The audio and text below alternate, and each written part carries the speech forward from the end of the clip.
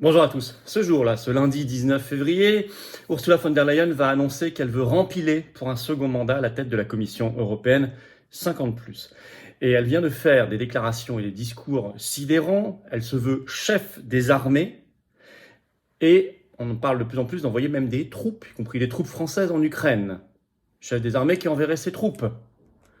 Alors vous le savez, est-ce que ça a une réalité de terrain ? Il y a un blocage américain, c'est-à-dire l'essentiel des moyens financiers, militaires et de leadership au sein de l'OTAN. L'Union européenne est collée à l'OTAN. Donc en réalité, je ne pense pas du tout. Mais, comme d'habitude, à chaque crise, entre guillemets, plus ou moins provoquée, l'Union européenne en profite pour essayer de maximiser ses compétences, de dépouiller les États-nations avec la complicité de nos traîtres de dirigeants. Macron, premier chef. Parce que Macron lui a tout de suite emboîté le pas et a fait aussi un discours délirant sur la guerre. Je vais y revenir dans un instant. Ursula von der Leyen, chef des armées, qui veut envoyer des troupes, avec Macron toutou qui joue derrière la même chose et le même registre, c'est l'objet de cette vidéo. Il faut que les parlementaires se réveillent, il faut qu'ils exigent un débat et un vote là-dessus, et il faut que nous tous, Français, on se mobilise à fond pour la paix et pour sortir de l'Union européenne et de l'OTAN, pour sortir de ces instances de guerre et de guerre mondiale. Ceux qui ne sont pas encore réveillés, je leur demande vraiment de se réveiller parce que l'histoire peut se répéter. La France libre se battra pour ses intérêts propres et pour la paix du monde. Voilà ce que je dis et redis, bien évidemment. N'hésitez pas, alors Navalny, le narratif Navalny va évidemment leur permettre d'accélérer les choses, on va y revenir aussi rapidement, même si j'en ai beaucoup parlé dans mon direct vendredi dernier, si vous ne l'avez pas encore vu, sur l'histoire Navalny, très intéressante. On y viendra sûrement, il y a du nouveau bientôt, certainement, en tout cas. Voilà, n'hésitez pas à partager cette vidéo. Pour cela, vous abonner ou réabonner à cette chaîne YouTube en cliquant sur le petit bouton s'abonner en dessous. C'est très très important. Ou réabonnez-vous si YouTube vous a des abonnés, ça arrive très fréquemment. Je vous en remercie, c'est à vous de vérifier. Un petit clic, ça y est, c'est une seconde, vous êtes abonné à la chaîne et grâce à votre abonnement, les vidéos sont beaucoup plus recommandées. Elles tournent partout et elles touchent de nouvelles personnes qui nous découvrent grâce à votre abonnement à la chaîne. Je vous en remercie. Nos rendez-vous.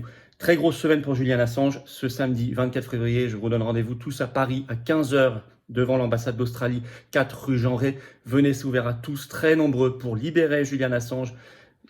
C'est au cœur de l'actualité et en même temps, c'est une mobilisation sur les lanceurs d'alerte dans le contexte du vote de l'article 4. Il y aura le cardiologue et Patrice Peset qui est poursuivi par le Conseil de l'Ordre parce qu'il a alerté sur les injections, qui sera là, qui viendra parler. On aura d'autres interventions, vous verrez, de haut niveau. Et il faut être très très très nombreux, c'est la liberté et la vérité qui sont en jeu.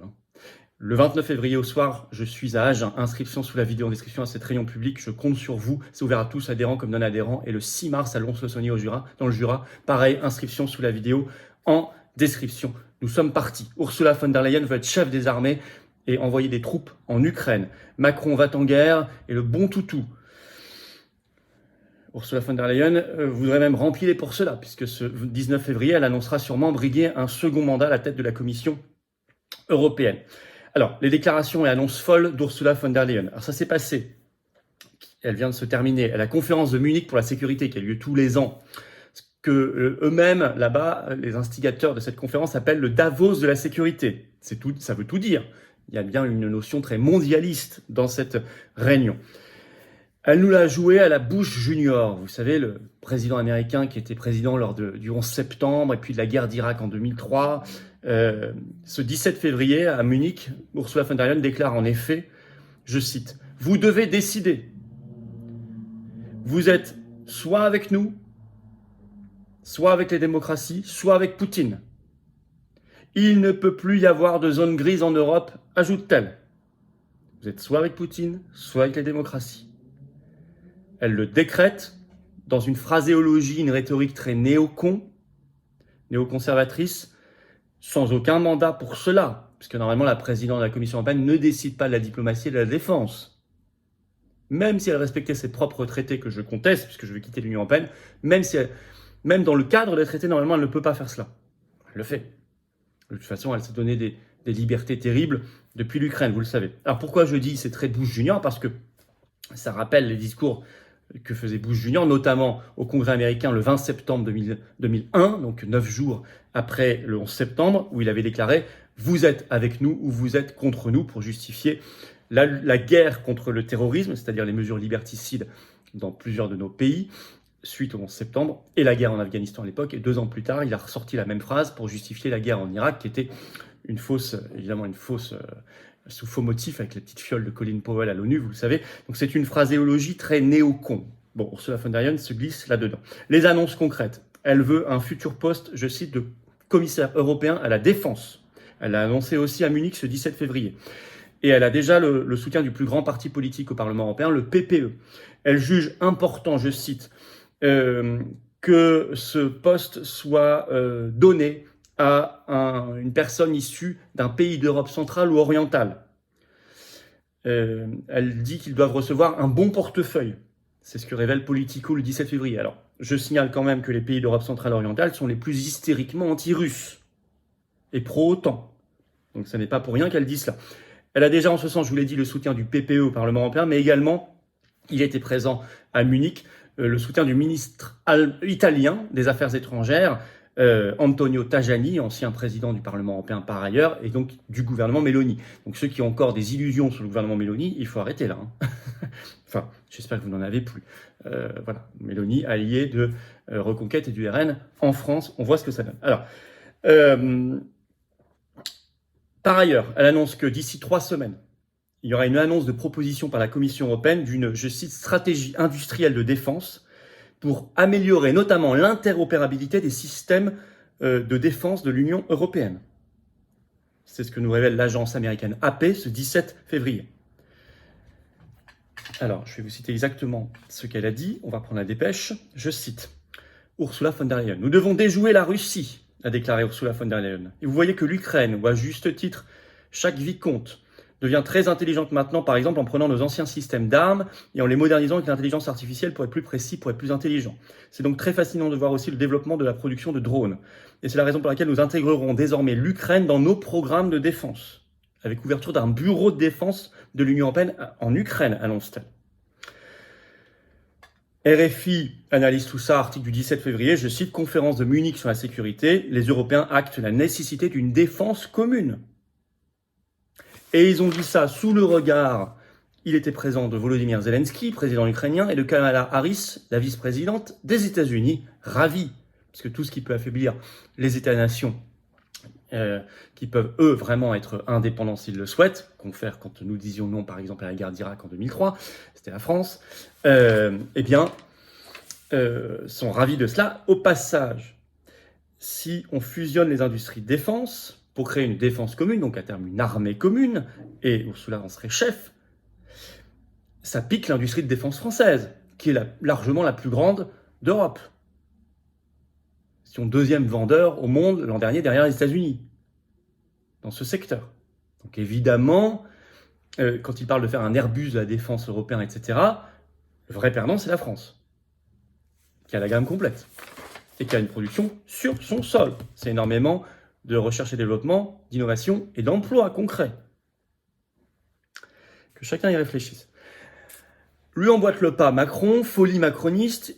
Vous avez sûrement vu ces images, ils sont hilars. Macron et Zelensky à l'Elysée, le 16 février, signent un accord de sécurité entre la France et l'Ukraine pour au moins 10 ans. Le lendemain, d'ailleurs, Zelensky est allé à Berlin signer le même avec l'Allemagne. En janvier, il avait déjà signé avec le Royaume-Uni, donc on voit que la zone OTAN est concernée. Avec Macron annonce 3 milliards d'euros d'aide militaire supplémentaire en 2024. Il annonce par rapport à la Russie, je cite, un changement de posture. C'est une nouvelle phase qui s'ouvre. Et le contenu de cet accord, je vais vous lire un tout petit extrait. Dans son texte conclu pour une durée de 10 ans, et tant que l'Ukraine n'aura pas rejoint l'OTAN, comme l'espère la France, donc la France veut que l'Ukraine rejoigne l'OTAN, c'est confirmé, cette dernière prévoit une assistance globale, et notamment un renforcement de la coopération dans le domaine de l'artillerie. Voilà ce que Macron a signé. Avec quelle autorisation? Quelle autorisation du peuple français? Aucune. Je rappelle que l'Ukraine est en guerre. L'air ambiant, envoyer des troupes en Ukraine. Eh oui. Eh oui, eh oui. Ça, on en avait parlé depuis des mois.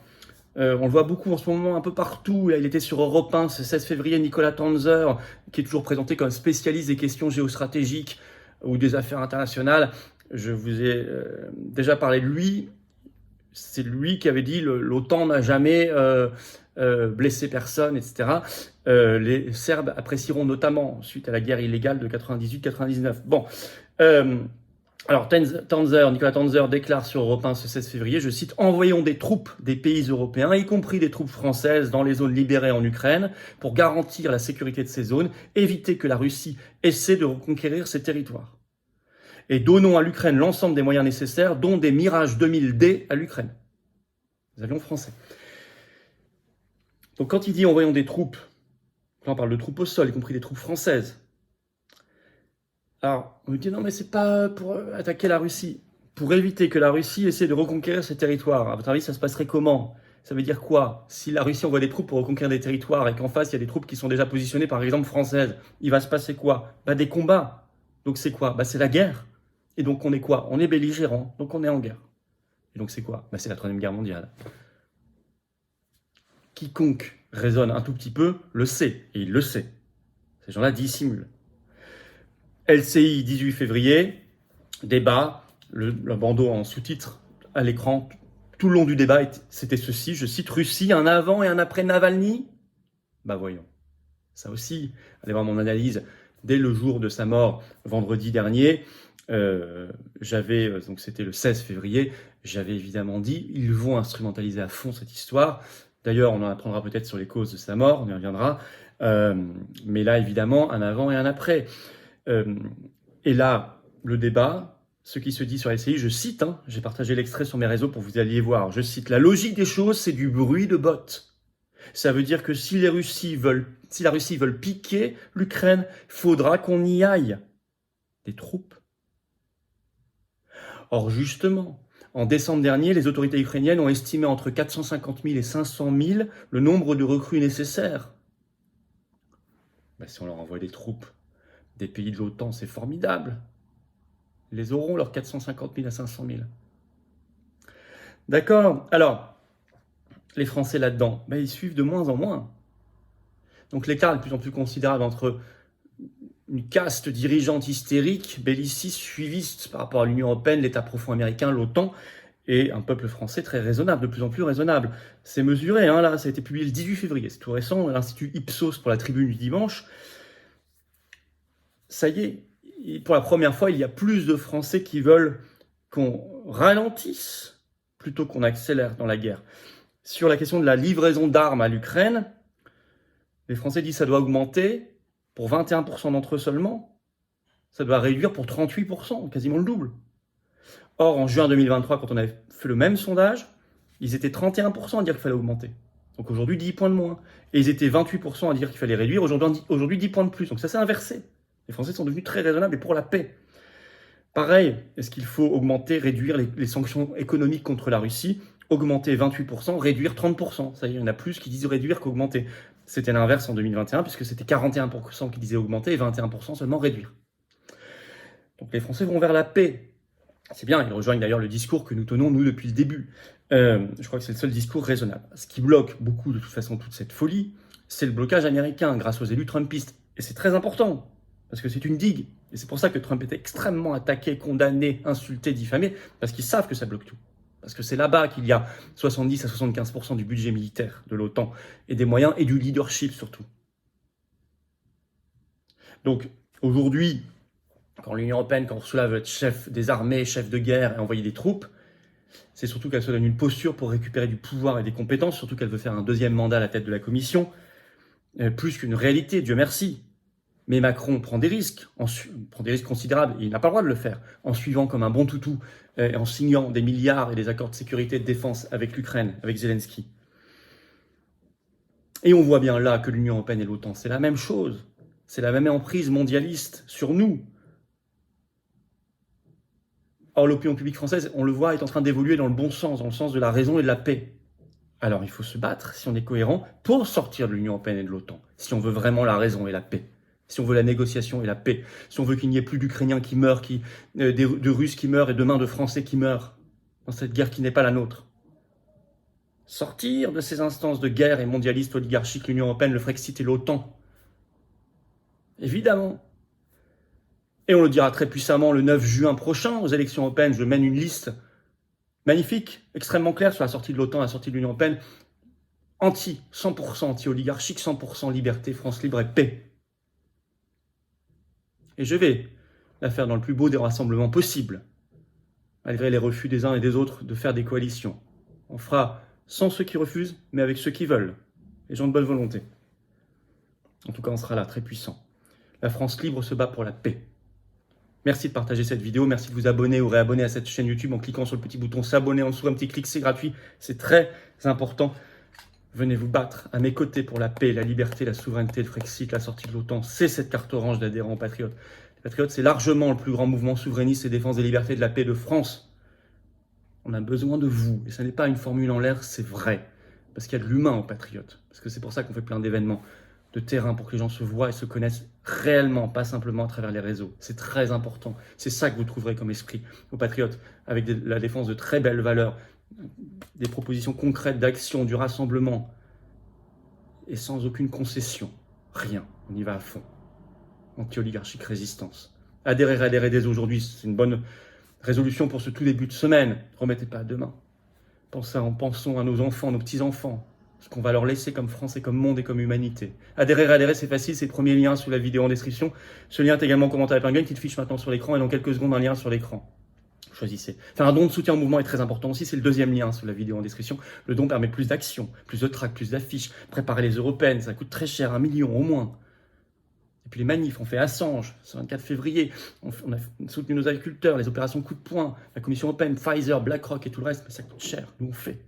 Et on n'a pas les millions, les banques, les médias du système, non. Mais on a toujours le cœur et les convictions. Et l'envie. Et la niaque, on l'a.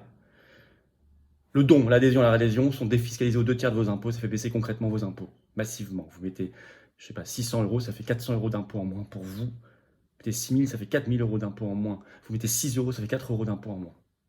50 €, ça fait 33 € et quelques en moins. Profitez-en. Bravo aux donateurs réadhérents, bienvenue aux nouveaux adhérents patriotes. Vive la France.